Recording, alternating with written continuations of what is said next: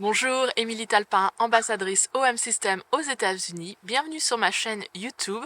Je suis de retour pour des vidéos en français. J'ai un peu plus de temps à l'heure actuelle.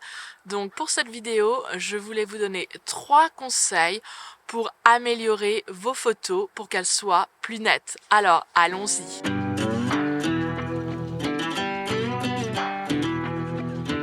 Alors oui, bien sûr, avoir un objectif comme le 150-400, ça aide pour avoir des photos qui soient vraiment nettes, mais c'est pas l'essentiel. L'important, c'est l'objectif que vous avez avec vous, la lentille que vous avez avec vous, et de bien savoir l'utiliser. Donc voici 3 conseils qui, j'espère, vont vous aider à avoir des photos qui soient un petit peu plus nettes. Mon premier conseil, c'est de vérifier votre vitesse d'obturation. C'est-à-dire que si vous essayez de prendre en photo, par exemple, cette petite mésange, et que la vitesse d'obturation de votre appareil est de 1 sur 800, eh ben ça va vraiment pas le faire parce que ça va pas vous permettre de geler, d'arrêter le mouvement de ce petit oiseau. Donc si cet oiseau, il est tranquillement sur une branche, qu'il ne bouge pas beaucoup, oui, là, c'est sans souci.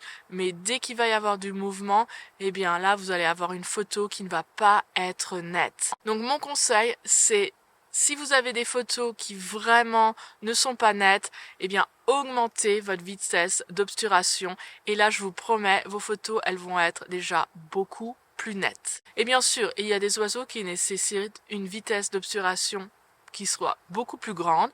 Par exemple, si vous avez un petit colibri, là vous allez devoir être à une vitesse qui est beaucoup plus élevée que si vous prenez en photo un héron. Gardez bien ça à l'esprit. Mon deuxième conseil, c'est de vérifier l'ouverture de votre objectif. Quelle est votre ouverture? Si vous êtes à 4.5, ça peut marcher si vous êtes assez loin de votre oiseau par exemple, mais si le sujet que vous allez photographier est beaucoup plus près, ben peut-être que f 4.5 ça ne marchera pas.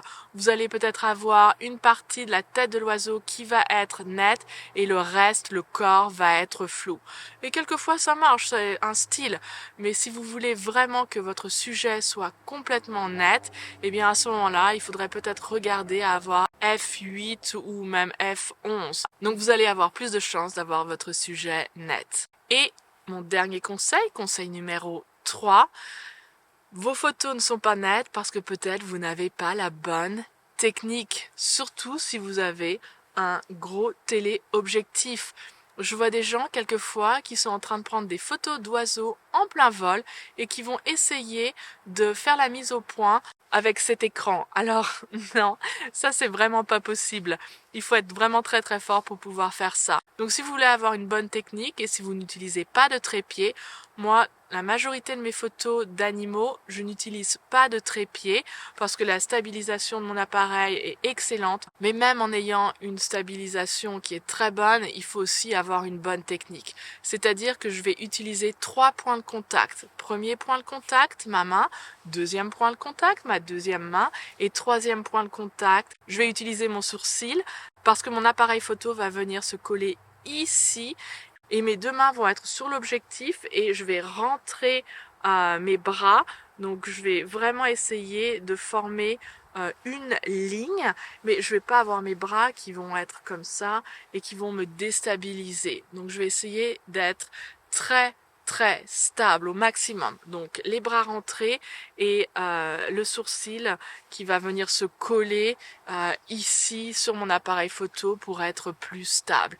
Et si vous faites ça, je vous promets que ça va aussi améliorer la netteté de vos photos. Maintenant, un dernier point bonus, ça m'est déjà arrivé, ça m'arrive assez régulièrement, je fais pas attention. Et puis ici, mon petit bouton pour la stabilisation, il va être sur éteint, sur off. Donc il faut le mettre sur on pour que effectivement vous puissiez bénéficier de la stabilisation de votre lentille, d'accord, de votre objectif. Donc faites attention à ça. vérifiez si vous voyez que vos photos sont pas nettes, vérifiez bien que pour la stabilisation, vous l'avez aussi sur votre objectif. Donc c'est un petit bonus, c'est un peu bête, mais je vous promets que ça arrive. Donc vérifiez bien que votre stabilisation est enclenchée. Voilà, j'espère que cette vidéo vous aura été utile et que maintenant vous avez quelques petits conseils pour vous améliorer, pour améliorer la netteté de vos photos. Dites-moi dans les commentaires ci-dessous si vous avez d'autres conseils à apporter pour améliorer la netteté des photos. Je pense que ce sera un bon sujet de discussion et je voudrais encore vous remercier pour tout votre soutien. Si vous n'êtes pas abonné à ma chaîne, c'est pas trop tard, cliquez sur le bouton pour vous abonner, cliquez sur la cloche pour savoir quand mes vidéos vont sortir. Je vais essayer de sortir des vidéos en français peut-être 2 fois par mois. Si vous avez des idées, s'il y a des sujets que vous voulez que j'approche, dites-le moi aussi dans les commentaires. Encore une fois, je vous remercie pour votre soutien. C'est pas facile d'avoir 2 jobs, mais je viens de laisser ma carrière d'enseignante pour pouvoir me concentrer seulement à la photo.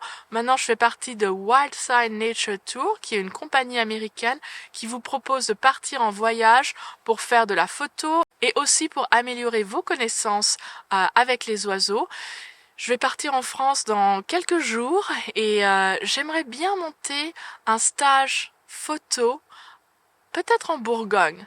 Peut-être en Bourgogne parce que c'est d'où je viens. Donc si c'est aussi quelque chose qui vous intéresse, dites-le moi dans les commentaires. J'espère monter ça pour 2025. En attendant, je vais beaucoup voyager aux États-Unis pour faire différentes conférences.